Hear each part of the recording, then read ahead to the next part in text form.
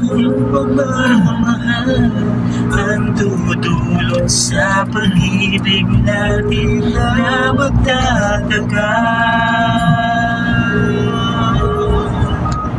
At ngayon, nandiyan ka na, di ka maliwanag. T-flex na tayo. Malayo pa. 1/4 pa lang. Lalo 1/4 pa lang.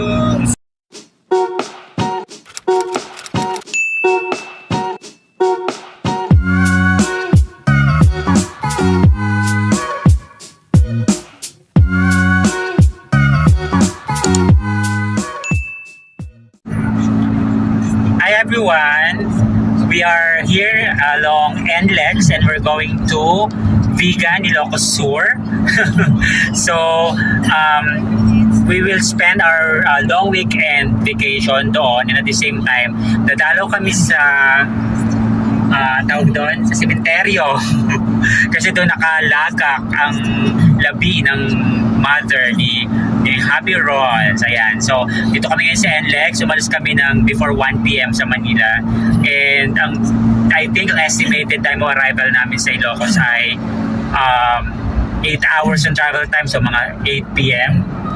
8 to 9 p.m. siguro. Depende sa traffic. Pero I think since it's holiday, maluwag naman. Ayan. So, siya ang ating driver for the day. At medyo maganda rin ang panahon, mainit at masarap ang biyahe. Excited ka na? Yeah! Ilang years ka pa bago nakabalik ulit? 2018 ang last. 2018 yung last. So, 5 years.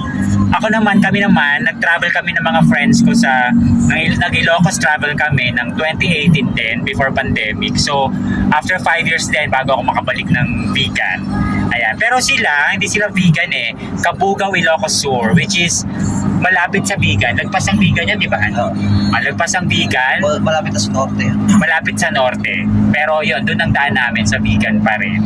Ayan. So, this is our second long drive together. Kasi una, nagpatangas kami nung nakaraan tsaka Tagaytay. So, second namin to.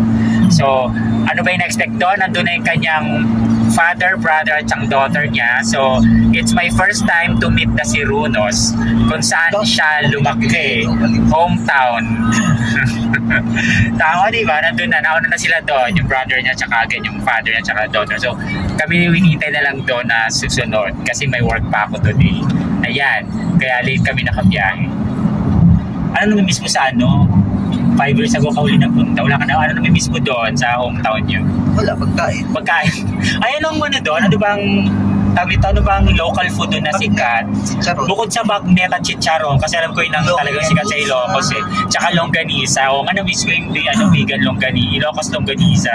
Empanada. Empanada, yes, correct. Yun yung pinaka masarap na place na ginagawa ang empanada. Correct. Ano pa ba? Yun lang naman, di ba? Ang ano doon talaga, no? Sikat.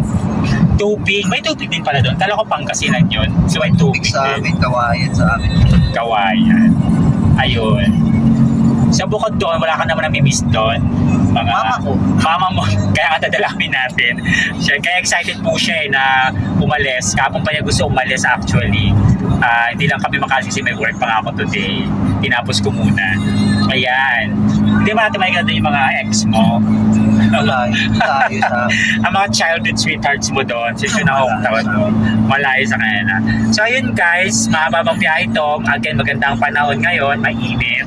So, good luck.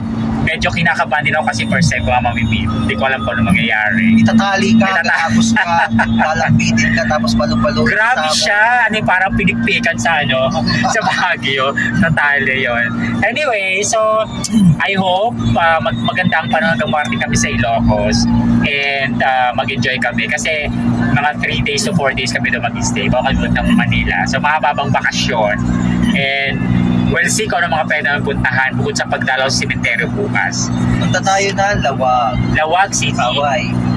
Paway. O, Paway Church is in Lawag. well, 2018 din ako ulit nakapunta doon, and nung nagpunta kami doon, umuulan. So, hindi ko napasok yung charge masyado.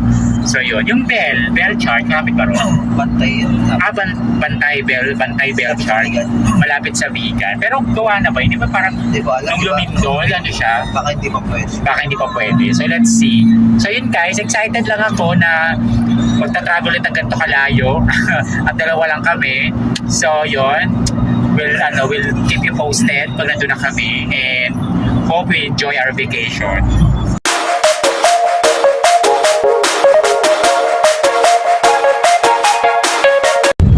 Welcome to Ilocos Sur, guys. Eto, may kainan na ba dito? Wala. Saan tayo? Diretso lang. Wow, ganda. Welcome to the Heritage Province of Ilocos Sur. Ilocos Sur. Hi guys, kakarating lang namin dito sa house nila Ron sa Cabugao, Ilocos Sur. Time check, it's 10:30. So, 10 hours travel din. Medyo nakapagod na rin. Ayun. So, ayan, tulog na sila pagdating namin. Kaya, malamang bukas na ang chikahan nito at bukas na ang meet and greet. At eto, di ba? May binigay sa akin si Ron na picture niya nung high school siya. Para siyang timawa. Diba? O ha? O ha? Diba ang tangos ng ilong? At syempre ang kanyang buhok, yung tawag nun, yung tsako ba tawag nun, yung may hati sa gitna. O diba? Totoy Divo. Ayan. So nasa CR siya eh. Nagbibihes or baka nag-shower. Kaya habang wala siya, diba? Ipukon natin ang niya, high school picture. Ayan. Ayan na siya, longest na. Good morning guys. Sorry, kagabi nakatulog na kami, sobrang pagod. At syempre, katatapos namin mag-breakfast. At ngayon, nag-prepare na naman kami kasi pupunta kami ng Lawag City. So I know guys na hindi pa nakikita yung bahay kasi hindi pa ako nag-house tour. Ayan. Pero for now, bibitinin ko muna kayo.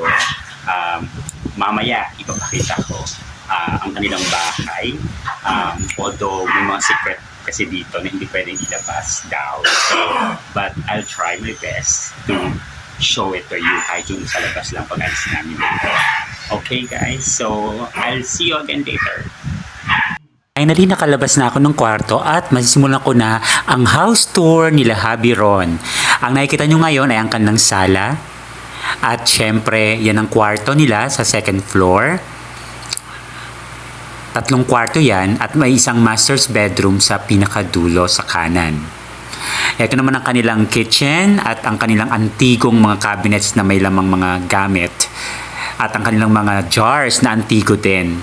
Ito naman ang kanilang kwarto na 2 papunta sa basement kung saan dito kami natulog magdamag at mag-stay sa mga susunod na araw. Sobrang maluwag at maaliwalas ng bahay nila at eto ang makikita pagpasok ng main door, ang kanilang mga santo. At mula nga sa main door ay makikita ang living area at kung saan kamangha-mangha at kapansin-pansin ang kanilang napakalaking chandelier at ang napakataas na mga kurtina na sadya namang pinatahe o sinadya dahil hindi siya mabibili basta-basta na regular size lamang sa mga department store. Hanggang dito na lang guys ang pwedeng ipakita, kaya see you again in my next vlog!